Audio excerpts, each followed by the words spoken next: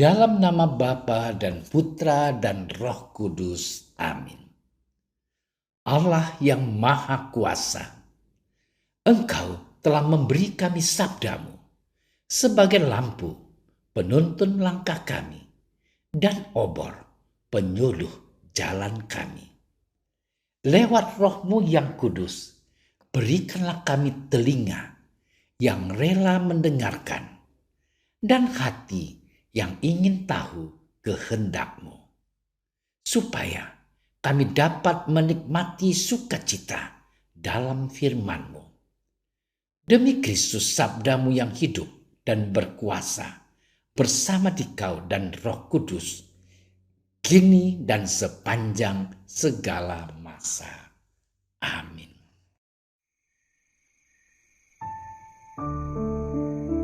Sekali peristiwa, datanglah murid-murid Yohanes kepada Yesus dan berkata, "Mengapa kami dan orang Farisi berpuasa, tetapi murid-murid-Mu tidak?"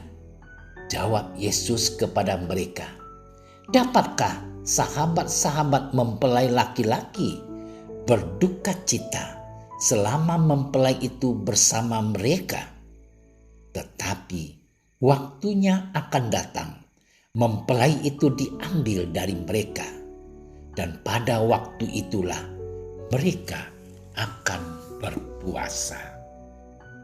Demikianlah sabda Tuhan.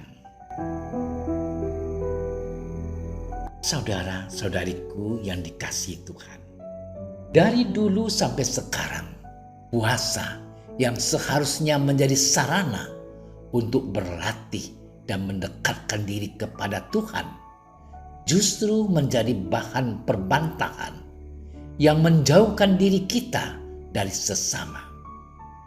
Ada yang menghina kelompok lain karena dinilai tidak pernah melakukan puasa. Atau kalaupun puasa, puasanya sangatlah ringan. Sebaliknya, di lain pihak ada pula kelompok yang berkata bahwa menjalankan puasa itu bukan soal berat atau ringan, melainkan soal hati dan motivasi. Kalau kita akhirnya sibuk membuktikan bahwa puasa yang benar adalah puasa menurut paham kita, lantas apa gunanya kita berpuasa? Saudara-saudariku yang dicintai Tuhan, Perjanjian Lama menyebutkan dua jenis puasa yang utama. Yang pertama adalah sebagai tanda berkabung, entah karena kematian seseorang, entah karena suatu malapetaka. Ke dalam jenis ini dapat digolongkan pula puasa yang diadakan dalam rangka memperingati suatu malapetaka yang menimpa seluruh bangsa. Yang kedua adalah puasa yang diadakan dalam rangka persiapan atas perjumpaan dengan Tuhan. Saudara-saudariku yang terkasih, Yesus berbicara tentang dirinya sendiri sebagai mempelai laki-laki, yaitu gereja, umatnya sebagai mempelai wanita. Tetapi Yesus berkata akan tiba saatnya bagi para murid untuk berpuasa. Ia berbicara tentang diambilnya mempelai yang kini berpesta dan bersukaria bersama-sama dengan muridnya. Yesus berbicara tentang kematiannya. Pada waktu itu murid-muridnya akan berpuasa lagi. Berpuasa dalam arti apa? Pertama-tama dalam arti berkabung karena wafatnya Yesus. Tetapi juga dalam arti penantian akan datangnya Yesus pada akhir zaman. Dalam masa Prapaskah, kita melaksanakan puasa dan pantang selama 40 hari. Masa puasa itu dipergunakan sebagaimana pembinaan kehidupan rohani untuk kembali kepada Allah, yaitu bertobat. Sebagai suatu tindakan yang menandakan pertobatan dan penyesalan atas dosa, pantang, dan puasa hendaknya dilaksanakan dengan rela, bahkan dengan bebas, tanpa ada keharusan untuk menggunakan bentuk-bentuk tertentu atau peraturan-peraturan yang terlalu ketat. Saudara-saudariku yang dicintai Tuhan, jika gereja kesannya relatif ringan dalam peraturan mengenai puasa dan pantang dibandingkan misalnya dengan masa sebelum Konsili Vatikan II, tentu ada sebabnya. Gereja ingin agar puasa dan pantang dikembalikan kepada maksud dan maknanya yang asli, yang sejati, sebagai suatu tindakan yang menandakan pertobatan dan penyesalan atas dosa. Pantang dan puasa hendaknya dilaksanakan dengan rela, bahkan dengan bebas, tanpa ada keharusan untuk menggunakan bentuk-bentuk tertentu atau peraturan-peraturan yang terlalu ketat. Bagi yang satu, pantang merokok merupakan hal yang berat, sementara bagi yang lain, tidak jajan atau mengurangi jajan merupakan pengorbanan yang tidak sedikit. Begitu seterusnya. Dan dengan ikhlas, hasil dari puasa itu kita memanfaatkan bagi sesama kita. Puasa menjadi suatu tindakan pribadi kita sebagai manusia yang bebas.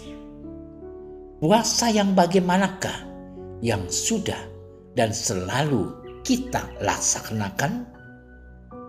Apakah puasa itu membuat kita semakin dekat dengan Tuhan dan sesama? Selamat bermenung. Tuhan memberkati. Ya Bapa, terimalah puasa dan pantang kami sebagai ungkapan kasih dan pertobatan kepadamu. Semoga melalui masa tobat dan puasa ini kami sungguh terbantu untuk menyerahkan seluruh diri kami kepada belas kasih-Mu. Bantulah kami untuk hidup selaras dengan kehendak-Mu. Doa ini kami sampaikan kepadamu dengan pengantaran Kristus, Tuhan dan Juru Selamat kami. Amin. Kami berdiri di hadapan-Mu, ya Roh Kudus. Pada saat kami berkumpul di dalam nama-Mu, bersama-Mu sendiri yang membimbing kami, membuat diri-Mu nyaman berdiam di hati kami.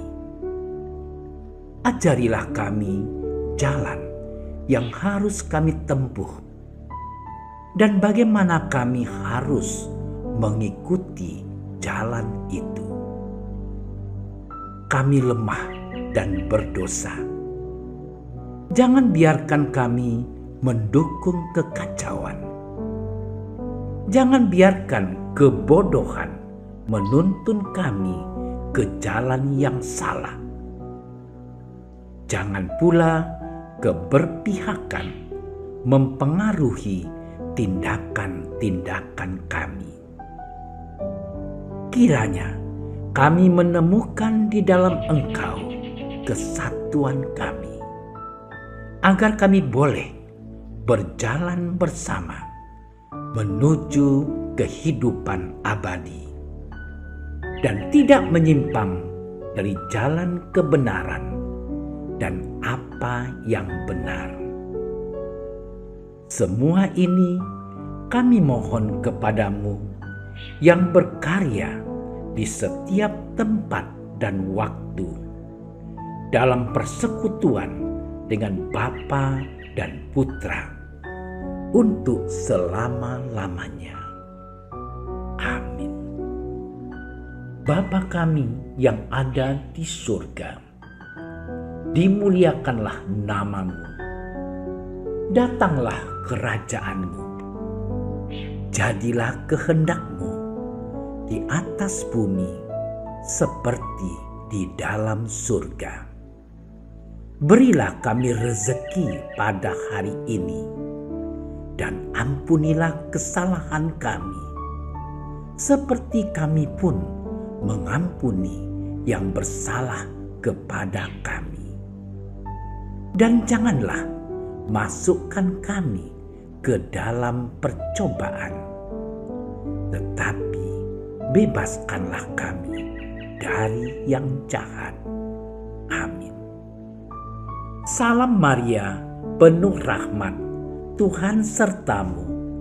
Terpujilah engkau di antara wanita, dan terpujilah buah tubuhmu Yesus. Santa Maria, Bunda Allah, doakanlah kami yang berdosa ini, sekarang dan waktu kami mati. Amin. Kemuliaan kepada Bapa dan Putra dan Roh Kudus, seperti pada permulaan, sekarang, selalu, dan sepanjang segala masa. Amin. Dalam nama Bapa dan Putra dan Roh Kudus. Amin. Terima kasih sudah menyaksikan renungan hari ini. Jangan lupa like, subscribe, dan aktifkan tombol loncengnya agar Anda yang pertama mendapatkan notifikasi updatean renungan harian dari Komsos Keuskupan Padang. Dan bagikan ke sosial media agar saudara-saudara kita dapat mendengarkan dan merenungkan firman Tuhan.